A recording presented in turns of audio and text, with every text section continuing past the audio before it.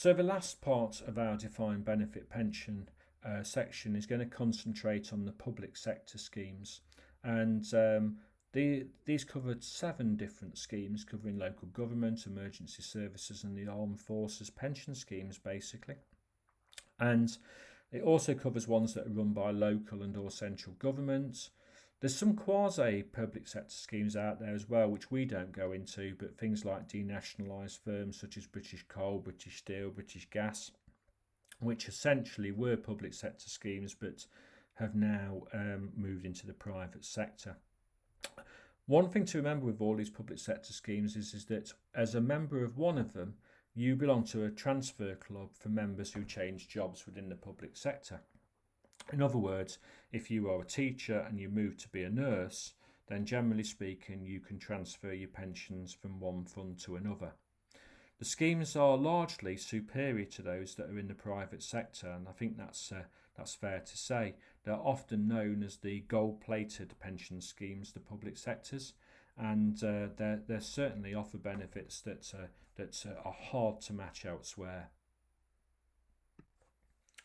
So we're going to look at the different types of public sector schemes, not by occupation necessarily, although we will tag those, but more by whether they are funded or unfunded or notionally funded. And an explanation on what we mean by funding, unfunded and notionally funded will come on the next couple of slides. But basically, the local government scheme is a funded scheme, and that's quite unique in the public sector because all of the other schemes, the armed forces, police, firefighters, and the teachers and NHS schemes are either unfunded or are only notionally funded. So essentially, this is important in relation to be able to obtain a transfer value and moving the pension around. Other than that, broadly speaking, the benefits build up in the same way.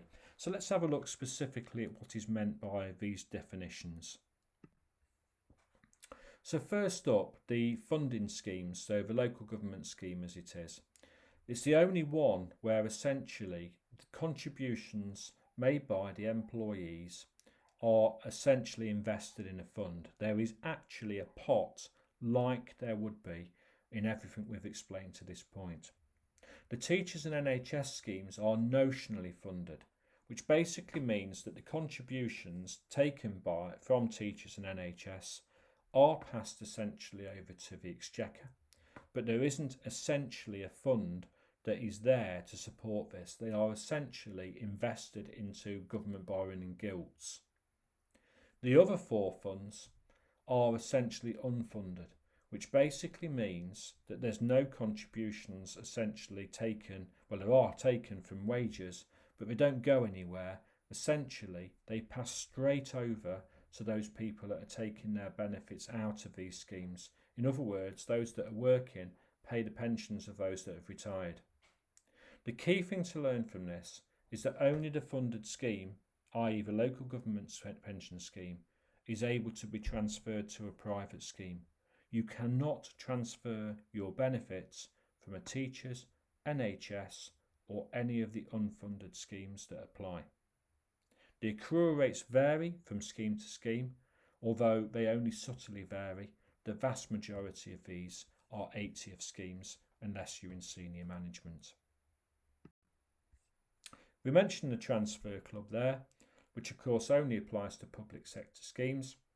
It essentially enables a member of one scheme to take their credit with them and receive it as credit to the new scheme when they move from, i.e. being a teacher, to the NHS. A notional CETV is produced. This essentially is used to buy added years in the new scheme, which can be much more beneficial than a DB to DC transfer. But just remember, the transfer club largely is going to be for the notional and the unfunded schemes, which essentially means that they couldn't do any other transfers to DCs anyway.